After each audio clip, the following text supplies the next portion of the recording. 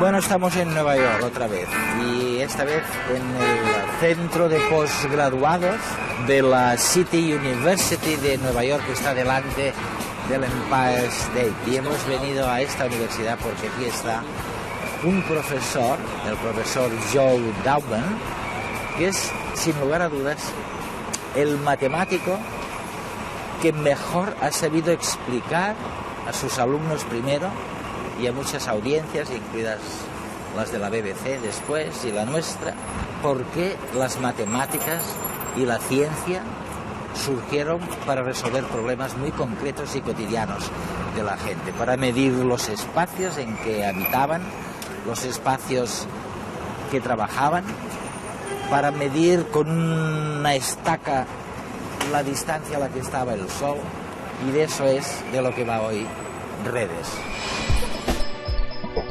¿Cuándo y por qué el ser humano se puso a contar? ¿Tenemos un instinto numérico? A veces nos cuesta creerlo, pero las matemáticas y los números se esconden detrás de cada actividad humana, desde la más trivial hasta la más sofisticada o sublime. Para tratar de perseguir los orígenes de las matemáticas, Punset viajó a Nueva York a conversar con Joseph Dauben, historiador de la ciencia y experto en descifrar el uso de las matemáticas por antiguas civilizaciones.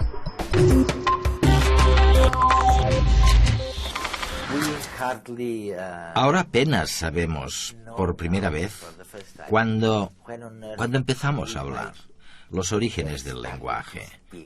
Tuvieron que pasar cantidad de cosas a nivel biológico antes de que empezáramos a hablar. La caída de la laringe, bueno, cantidad de cosas. Ahora parece que sabemos o pensamos que quizás ocurrió hace unos 100.000 años. Unos 100.000 años antes de Cristo, digamos. Pero no sabemos nada, al menos en cuanto al ciudadano medio se refiere, sobre los números y las matemáticas. ¿Cuándo empezaron a contar? 1, 2, 3... ¿Y por qué era tan necesario como el propio lenguaje? Esta es mi primera pregunta, Joe. Sí, los números nos rodean. Y damos por sentado que cuando miramos a un grupo de gente, podemos contar. 1, 2, 3, 15, calculamos cientos o miles quizás. Pero el origen de los números, como el origen de casi todo, está embebido en la mitología. Aunque estos orígenes se pierden porque todo empieza a consignarse muy tarde, al menos en términos de sociedad civilizada.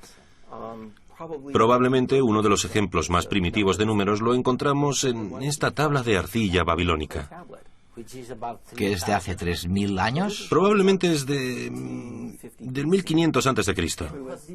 ¿Y qué grababan aquí? Lo que ves aquí se conoce como triples pitagóricos y su nivel matemático es bastante avanzado, pero los números que están representados son bastante sencillos. De hecho, son dos.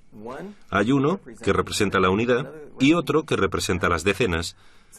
Esto nos dice algo sobre el origen de los números y cómo empezamos a contar. No siempre con base 10, que es el sistema que ahora damos por supuesto. Y siempre pensamos que existe. Sí, pero probablemente los primeros números fueran sencillamente barras. Barras para llevar un registro, por ejemplo, del número de animales muertos durante la cacería o la recurrencia de las 4 lunas para elaborar una especie de calendario básico. Los indios en Sudamérica, los incas, solían atar nudos, lo que llamaban quipus, para llevar las cuentas y los registros. De modo que hay diversos modos de desarrollar un concepto rudimentario de aritmética. Pensemos en nuestro número 1, es una barra. Y en China, el número 1 es simplemente una línea horizontal. El número 2 son 2 líneas horizontales. El número 3 son 3 líneas horizontales. Pero es un poco difícil ir añadiendo líneas, de modo que otros símbolos entran en juego para representar los otros dígitos. Y el kit de la cuestión, cuando ya existen los números, es hallar la manera de manejarlos, es decir, sumar, restar, multiplicar y dividir. Y cuando nos fijamos en los antiguos egipcios, los babilonios, los romanos, los griegos, los chinos, todos han desarrollado este tipo de sistemas. Porque siempre estaban midiendo cosas, ¿no? Así es. Las matemáticas se revelaron como una necesidad práctica de la sociedad corriente. ¿Qué caray estaban haciendo aquí en este grabado, por ejemplo? Vamos a ver, Eduardo. Mira, se trata de otro dibujo que ya sabía yo que te parecería interesante. Si vas al Museo de Arte Metropolitano de Nueva York, verás estas reproducciones que proceden de una de las primeras expediciones que el Metropolitano envió a Egipto. Las reproducciones se encontraron en tumbas en el Valle de los Reyes, cerca de Luxor. Muestran a los supervisores de las tierras, los conocidos como agrimensores, y se puede ver que llevan cuerdas. Estas cuerdas se utilizaban para medir las parcelas. Tienes razón. De hecho, se pueden ver las cuerdas, ¿no? Sí, eso es. Y llevan la cuerda así. Si acudimos a la Biblia, veremos que se habla de los tensores de cuerdas. Los indios tenían estos tensores de cuerdas. Los chinos utilizaban las cuerdas para medir la tierra. Si pensamos que uno de los teoremas más antiguos de la geometría, que todos los niños aprenden, como el teorema de Pitágoras... El teorema de Pitágoras, sí, recuerdo. Eso es, vamos a ver. Tenemos un triángulo básico, un triángulo rectángulo. Si un lado mide 3 y el otro 4, entonces la hipotenusa será 5. Y en griego, la palabra hipotenusa quiere decir lo que se estira a lo largo de. Y una de las cosas que creo que es realmente interesante en cuanto a la historia de las matemáticas, si nos fijamos en las matemáticas chinas, es que los chinos también tenían este concepto del triángulo rectángulo. Conocían el equivalente del teorema de Pitágoras, pudieron probar que era cierto. ¿Cuál crees que fue el nombre que le dieron a la hipotenusa? Se llama xian. Y xian quiere decir un cordón que se estira. Lo mismo. Eso es. De modo que el hecho de tensar la cuerda o supervisar la tierra es algo común a todas estas culturas. Simplemente refleja una necesidad cultural práctica que los lleva directamente a las matemáticas.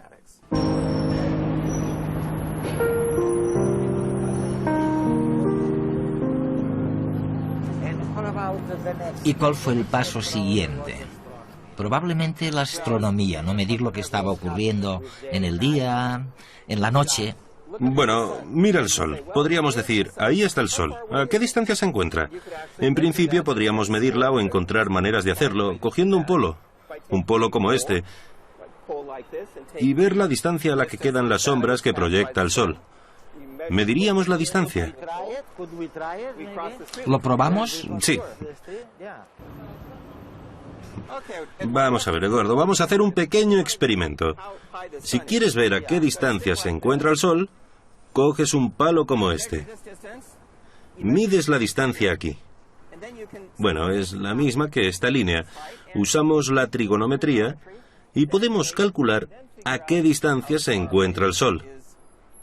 Solo utilizando estos simples cálculos.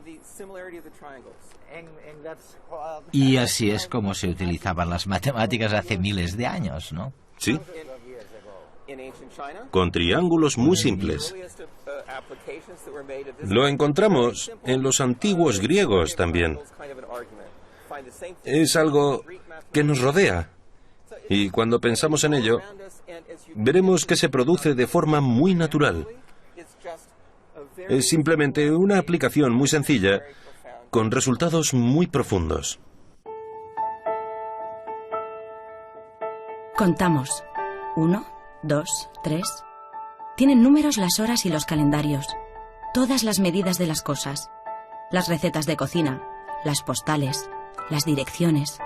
Nos sirven para medir, para establecer relaciones, para calcular cuánto tiempo nos hace falta para llegar al trabajo. Los números son los átomos de las matemáticas. El principio de todas las cosas. La regla capaz de limitar la realidad y darle orden, de hacerla comprensible. Nacemos con una capacidad innata para el procesamiento numérico. Investigaciones de psicología cognitiva han demostrado que los bebés de 6 meses ya son capaces de discriminar visualmente entre conjuntos de 2 y 3 objetos. Ese sentido numérico propició que hace 3.500 años las matemáticas se revelaran como una necesidad práctica de la sociedad corriente. Las matemáticas nacen de necesidades prácticas como la medida de campos, la administración de rebaños, la observación de los astros. Y el uso de números para todas esas actividades se vuelve sistemático ya en las primeras civilizaciones, en Egipto y Mesopotamia, que cuentan con sistemas de numeración sofisticados que se desarrollan en paralelo con los sistemas de escritura. De hecho, no es casual que la escritura y la notación numérica nazca entonces. En Grecia el número alcanza una categoría casi mágica, divina, con los pitagóricos. En el siglo III a.C., los matemáticos y filósofos griegos se dan cuenta de que no todo es posible reducirlo a números, que problemas muy simples de tipo geométrico, como la medición de la diagonal de un cuadrado, son insolubles, no tienen solución numérica. Los griegos expresan esa imposibilidad con el término irracional.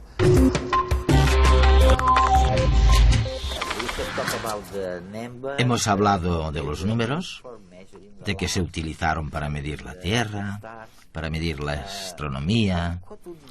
Ahora bien, Joe, ¿cuáles serían los grandes pasos hacia adelante de esta ciencia? Quiero decir, ¿cuándo empezamos a reflexionar sobre cosas tan extrañas como el infinito, por ejemplo? Uno de mis temas preferidos, Eduardo, el infinito. Ah, sí, ¿no? Si nos remontamos a los primeros matemáticos chinos, como en el caso de los primitivos matemáticos griegos, una de las primeras preguntas es: ¿qué pasa si tenemos una longitud y la dividimos a la mitad? La dividimos otra vez a la mitad y otra vez a la mitad. ¿Llega alguna vez este proceso al final? ¿Se llega al final cuando se corta una y otra vez algo? Tiene que ver con un descubrimiento al que llegaron los antiguos griegos y que nadie más hizo. Los chinos no lo descubrieron, pero los griegos sí.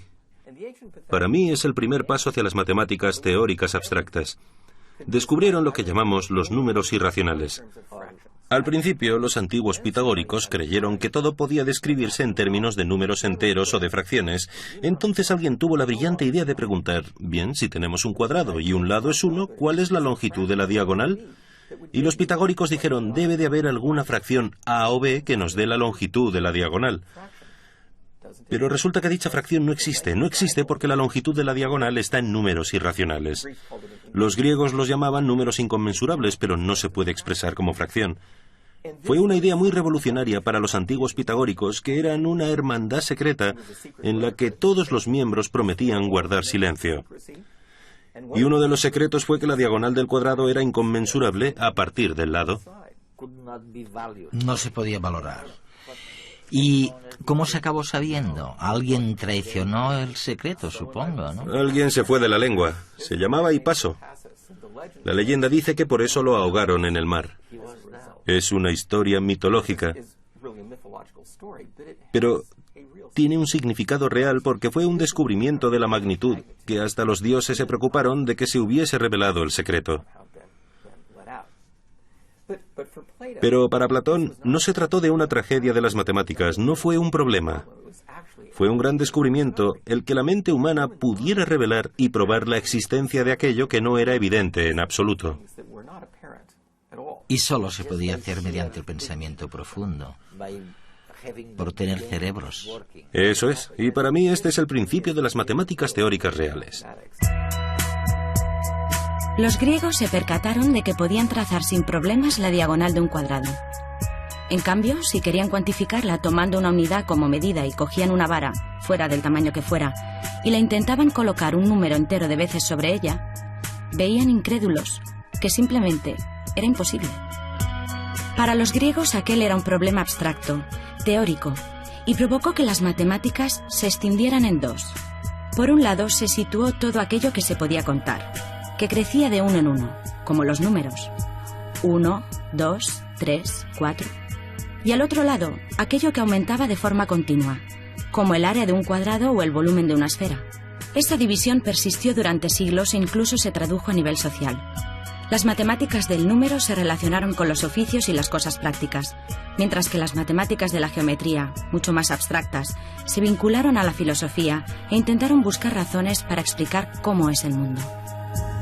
La percepción actual de que los números y las matemáticas nos rodean, condicionan nuestra vida, nuestra economía, está directamente relacionada con el auge de los métodos numéricos, la investigación operativa, la estadística, a raíz de la Segunda Guerra Mundial. Es un momento en el que los matemáticos empiezan a desempeñar un papel importante en todos esos ámbitos y especialmente también con el desarrollo de la informática. La matemática, los números, los dígitos acabarán permeando toda nuestra actividad. Las matemáticas son el motor que hace que nuestro mundo funcione. Son la base de las resonancias magnéticas nucleares que se utilizan en medicina para estudiar los tumores. También la base de los ordenadores. La bolsa y las altas finanzas se basan en complejas operaciones matemáticas. También las redes de telefonía. Y el GPS que utilizamos para orientarnos en una nueva ciudad. Y es que, en definitiva, las matemáticas son la solución que tiene el ser humano para resolver las necesidades y problemas a los que se va enfrentando cada día. Entonces, Joe, digamos que las matemáticas se convierten en una ciencia, una forma superior de pensar. ¿Cuál sería el paso siguiente? ¿El tiempo infinito? ¿El espacio infinito? Creo que pasamos de un mundo finito a un universo infinito. Probablemente y psicológicamente sea el paso más importante. Tenemos ese concepto cerrado del mundo de Ptolomeo. Esa esfera de cristal cerrada es un bonito mundo finito. Y de repente llega Copérnico y dice que tenemos el Sol en el centro. Y la rotación de la Tierra explica el aparente movimiento de las estrellas. Ya no hay una esfera cerrada, sino que el universo es infinito. Está por todas partes. El ser humano está en medio de todo esto, pero nadie sabe exactamente dónde. Y es un concepto que desconcierta. Por primera vez ya no saben dónde están. Efectivamente, sí. Tienen que reconsiderar de nuevo las relaciones de los individuos con el cosmos. Surgen cuestiones filosóficas, temas muy profundos, religiosos.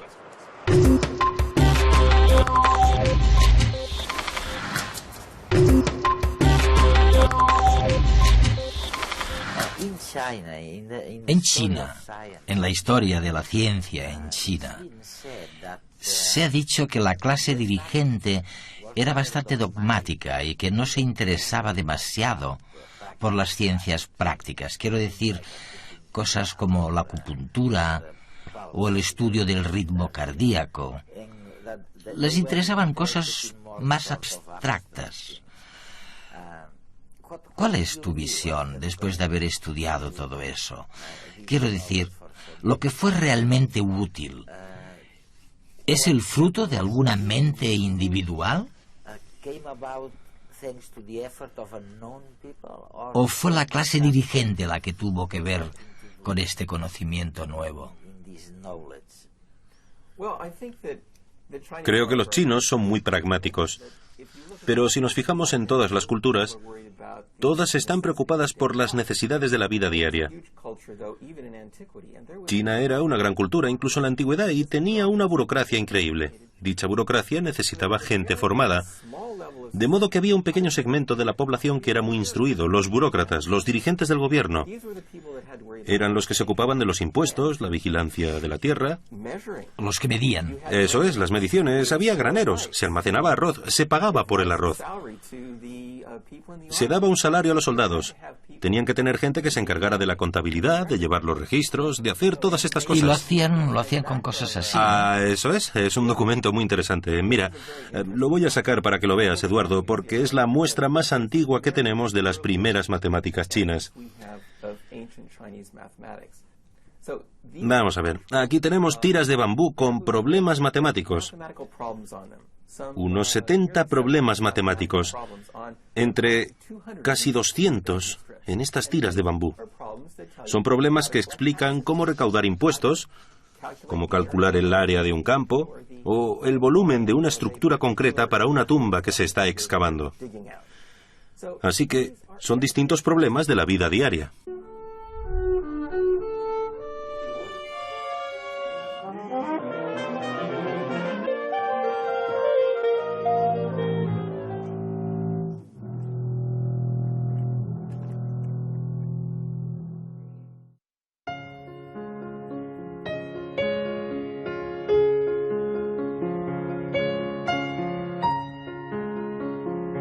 Nos entristece y nos conmueve, nos relaja, nos estimula. Actúa sobre la ansiedad y el estado de ánimo como un bálsamo. Tiene la capacidad de provocarnos euforia e incluso de aliviarnos del dolor, de producirnos placer.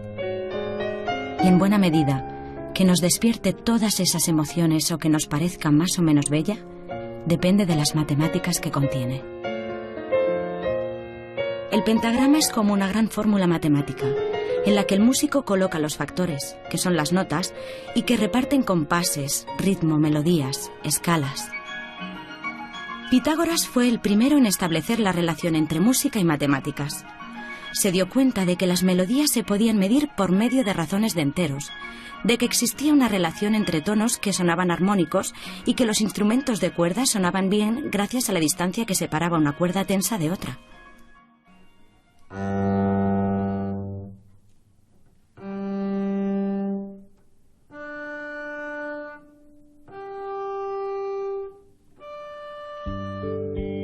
Al aire, la cuerda produce el sonido fundamental.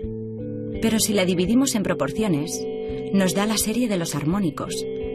La presencia simultánea de esas frecuencias en un mismo sonido le confiere el color, y lo que percibimos como timbre depende de la cantidad de armónicos que tenga un sonido y de la intensidad de cada uno de ellos. Esas proporciones son las que definen la mayoría de las escalas y afinaciones que existen en las distintas músicas del mundo.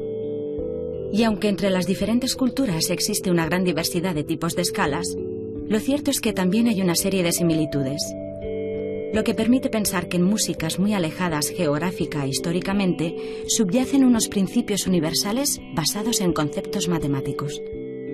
Y esta idea es muy atractiva porque nos viene a enseñar que nuestro oído, el oído que se ha ido desarrollando con los siglos, en realidad es capaz, es sensible a una serie de proporciones o de elementos matemáticos y que ha sabido responder con precisión a estos sin necesidad de ser conscientes de que existían estas relaciones. Las proporciones establecidas por Pitágoras que rigen en la música son las mismas que utilizó el arquitecto catalán Antoni Gaudí para proyectar las grandes medidas de la Sagrada Familia, incluso diseñar los pequeños detalles, desde la nave central y la altura de cada uno de los pisos hasta las custodias. Gaudí estudió los trazados de las figuras geométricas y sus propiedades ligadas a la acústica y a la iluminación. Era muy hábil y en lugar de utilizar formas simples, jugaba con superficies regladas, que oscilan como las hipérbolas y le confieren una gran riqueza de curvaturas al templo. Los pináculos de la Sagrada Familia son otro verdadero rompecabezas tridimensional matemático. No hay cubos, ni planos, ni objetos cúbicos. Son una combinación de formas complejas que tienen como base los poliedros y que siguen un patrón matemático. A lo largo de tantos años trabajando en la Sagrada Familia y viendo que él no podía acabar la obra, tenía que buscar una manera clara para transmitir todo lo que él quería a las generaciones de arquitectos futuros que tenían que continuar. Y nada mejor como las matemáticas y la geometría clara y unívoca para definir una forma concreta, que no aquellas formas sinusoides naturales abstractas que no respondían a una corrección concreta como podía ser la fachada ondulante de la Pedrera, ¿no? En cambio aquí, cuando va haciéndose mayor en edad, va buscando siempre este soporte, la geometría arreglada, que con pocos puntos, pocas definiciones matemáticas, tiene definido todo unas bóvedas de un proyecto, ¿no? Conceptos como la simetría, las formas geométricas, las proporciones matemáticas, rigen muchas de las creaciones artísticas del ser humano y le confieren su belleza.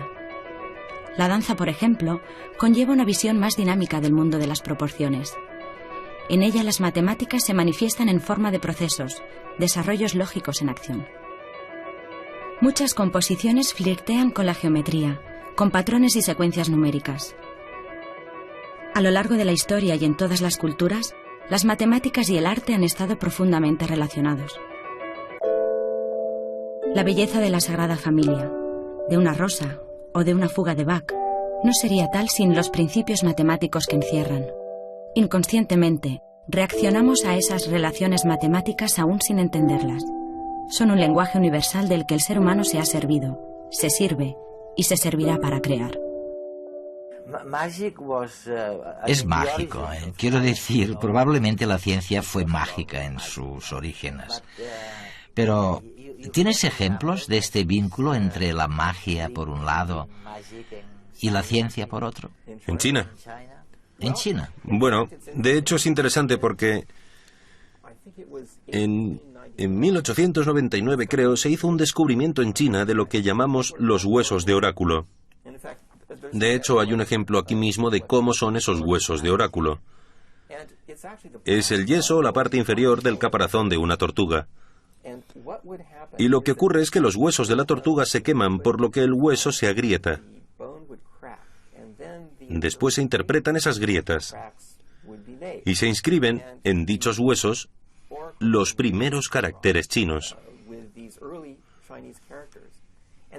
Los primeros ejemplos que tenemos son números grabados. Se utilizaban para pronosticar o predecir grandes acontecimientos, importantes para la burocracia china.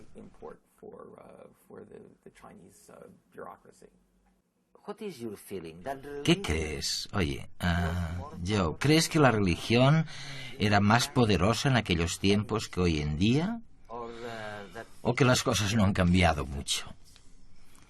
Es decir, ¿nos comportamos en función de lo que vemos científicamente?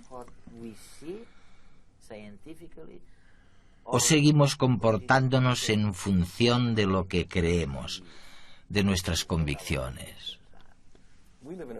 Vivimos en una sociedad muy secular en muchos sentidos, mientras las sociedades antiguas de China, por ejemplo, se basaban mucho más en rituales y en derechos que había que respetar, y si no se respetaban, no había correspondencia entre el cielo y la tierra.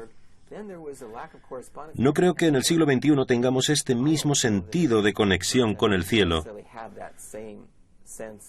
pero sí que creo que la mayoría de la gente tiene unos principios morales a partir de los cuales organiza su vida, ya sea mediante una religión organizada o no, ya sea con una ética personal. Creo que la mayoría tiene estos principios porque me parece que forma parte del ser humano.